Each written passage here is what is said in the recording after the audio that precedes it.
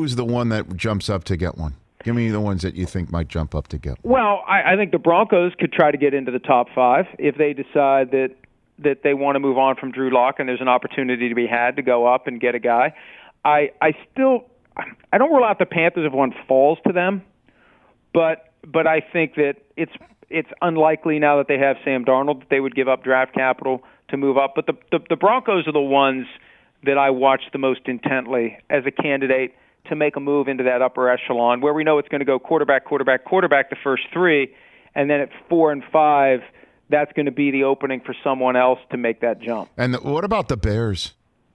What about them? I mean, they're not too far down that if Jones or Fields or, Lance, who's having his second pro day today, falls into double digits in the same way that we saw, all these mock drafts of the Patriots. What about the Bears who took their YOLO in Russell Wilson's direction, which I assume is not going to re-spark between now and draft night, the Russell Wilson conversation? Well, and you got the Bears and Washington back-to-back, and they both signed veteran guys, so it's not as obvious as it would have been that they're targeting a quarterback. I think in Chicago, and it becomes a great psychological experiment, because you've got a coach and a GM who are generally regarded as being on the hot seat, even though they've been to the playoffs 2 of the last 3 years. Go figure. So what helps you more? Does it help you more to trade future assets, to move up and get a young quarterback so they'll keep you around long enough to get that quarterback on the field? So we go Andy Dalton this year and get young quarterback ready for 2022. And how much of that thinking creeps into the assessment? It's human nature, I think, to be thinking about securing your job beyond this year.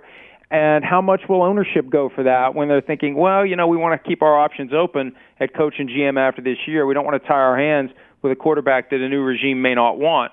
So I think there are complications with the Bears that would have to be worked through internally before they would do that. With Washington, hey, they're moving in the right direction.